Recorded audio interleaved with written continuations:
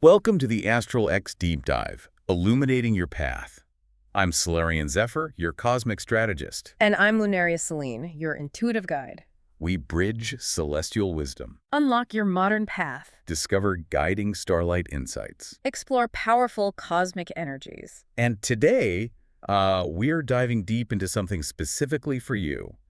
How do planetary transits shape your story today? Right. This particular deep dive is tailored if you hold the signature of Virgo Sun or Virgo Rising in your chart. We're taking a close look at the insights offered in the 2025 Cosmic Forecast source material you shared. Okay, let's unpack this then.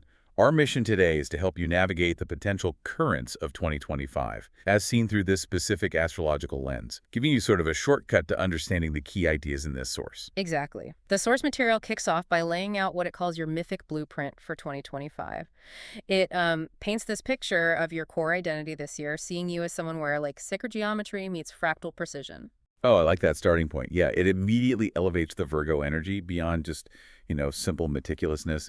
It describes the Virgo sun as the alchemical archivist and the Virgo rising as the starlight sieve. That's it. Think of the alchemical archivist as that deep-seated need to collect, categorize, and really transform raw information into something pure, valuable. Okay.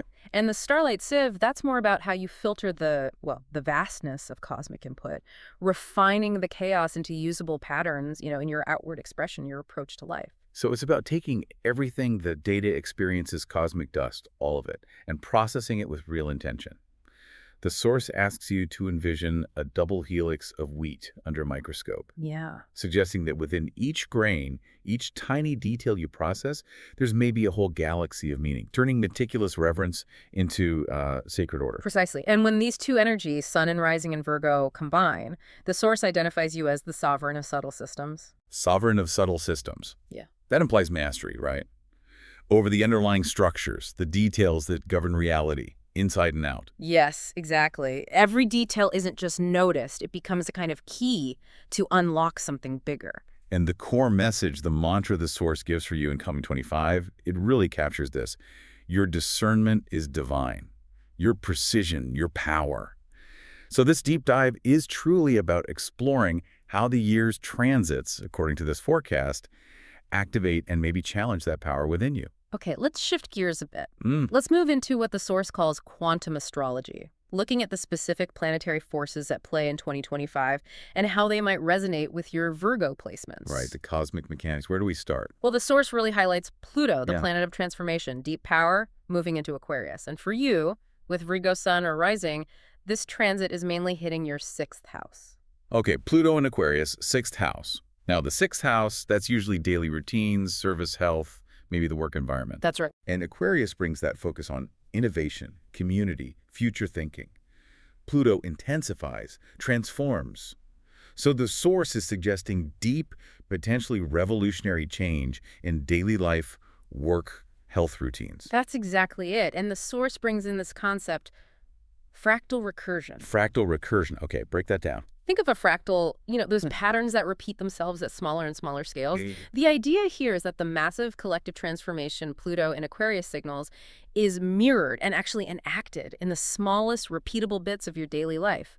Your personal routines become the fractal points where collective healing and innovation can actually manifest. Wow, that's fascinating. It makes the seemingly mundane things like organizing your desk or refining a work process feel like a powerful contribution to something way bigger. It totally shifts the perspective. The source even gives a journal prompt for this.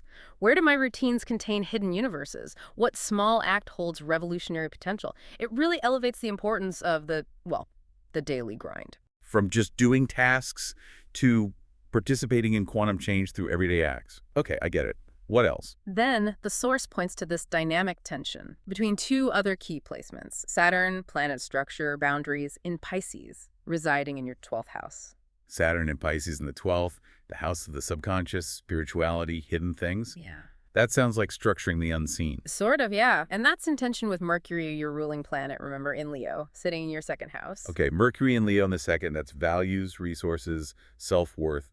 Leo wants to shine, express boldly. Mercury's communication, ideas. So tension between structuring the subconscious or intuitive side, Saturn 12th, and boldly expressing your valuable ideas, Mercury 2nd. You've got it. That's the dynamic. The source frames it as a core question for you. Will I bind intuition to structure, Saturn, or let insight blaze untamed, Mercury? It's not just intellectual, it's an internal debate playing out. Subconscious knowing versus expressing your value. That sounds like a really critical crossroads for decision-making through the year. Do you apply that practical Saturn structure to intuitive hits? Or do you let those bright Leo-Mercury ideas just, run wild based on raw insight? It's about finding the balance, isn't it? Integrating that inner wisdom with practical, valuable output. And finally, for this section, the source highlights Jupiter, planet of expansion, opportunity, in Gemini from May to October. For you, this lands in your 10th house. The 10th. Career, public reputation, legacy, highest aspirations, Jupiter and Gemini there. Sounds like a burst of mental energy, communication, focused right on your public life. A burst is right. The source uses the term neural supernovas to describe this time in your 10th house. Neural supernovas. What? Yeah, suggesting this rapid, brilliant expansion of ideas and communication linked to your career, your public role. Yeah. And the key insight here, your words, how you communicate your expertise, your vision, they become blueprints. Blueprints. Not just for my own path. Not just for your own legacy, no. Potentially influencing the collective path in your field, your community, during this time. It's about the power of your communication shaping reality on a bigger scale. So speaking up, sharing knowledge, articulating that vision, especially professionally, has this amplified, far-reaching effect, okay? That's quite a lot to think about just on the planetary level. It is. And now, let's try and ground these energies. We'll move into what the source calls somatic astrology. This bit explores how these movements might not just affect your mind or circumstances, but could actually manifest physically.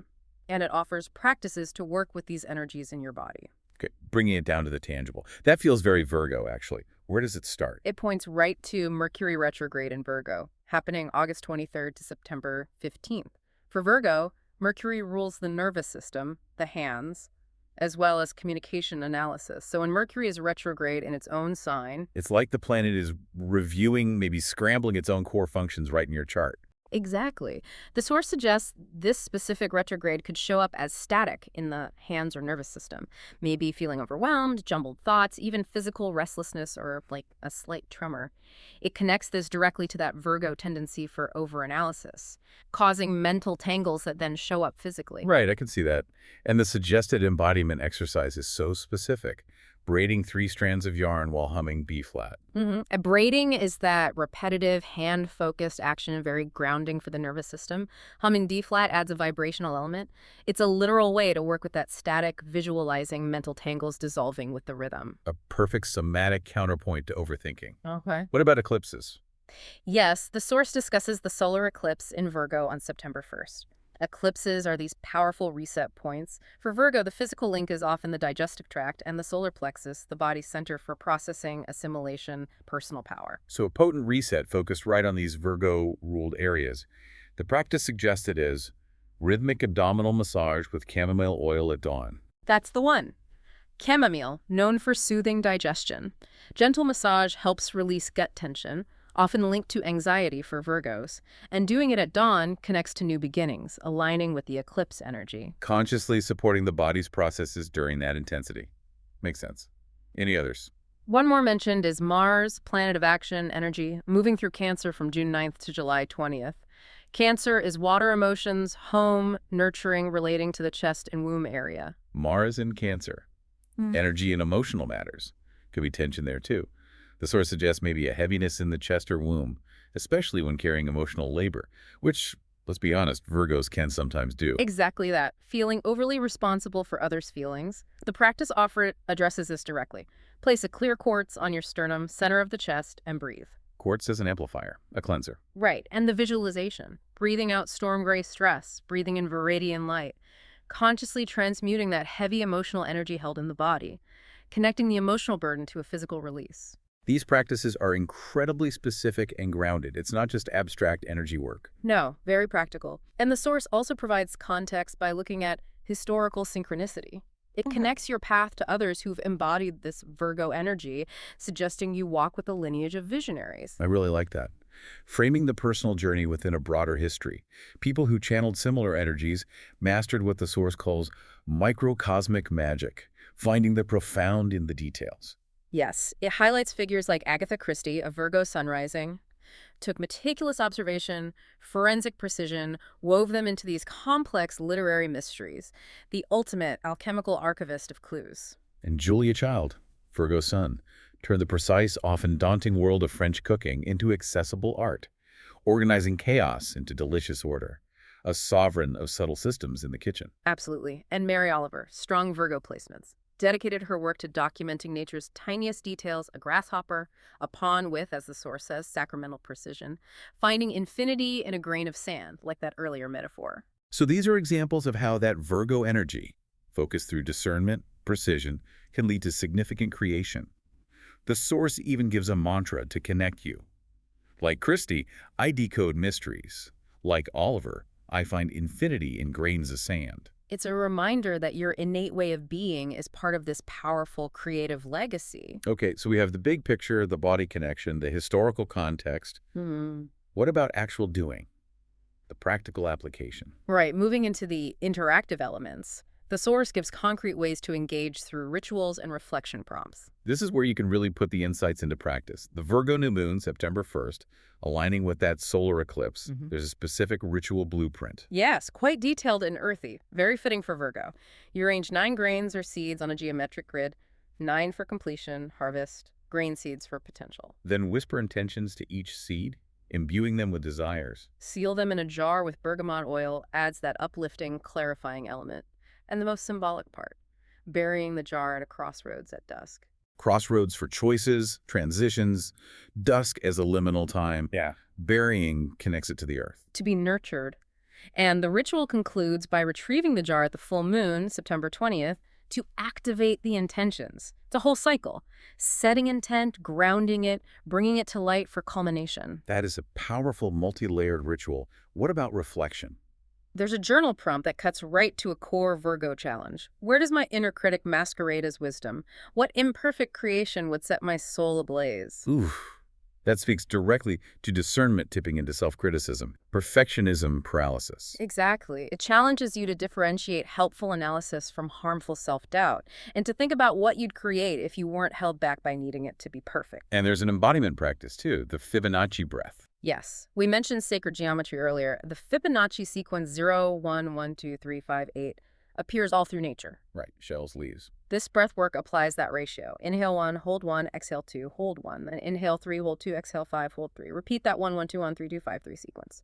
And doing this with hands over eyes or ovaries. Connects the practice to points of intuition, creative, or emotional energy. It's designed to bring calm, natural rhythm, order to your energy system, combating that potential Virgo overthinking. It's all very integrated mind, body, spirit action. Does the source mention how this archetype shows up in culture? Briefly, yes, under cultural resonance, just helping you see these energies mirrored around you. It points to figures who embody those organizational, analytical, refined qualities. Like who? Well, Marie Kondo turning tidying into this spiritual, systematized practice. Or Katherine Johnson, whose precise math was vital for space travel. Ah, yes. Music. Literature. In music, Tori Amos, intricate lyrics, piano work, Cornflake Girl, or Enya, those layered crystalline soundscapes like in Shepherd Moons. Okay. Literature, naturally, Sherlock Holmes, Ultimate Analyst, Microscopic Observation.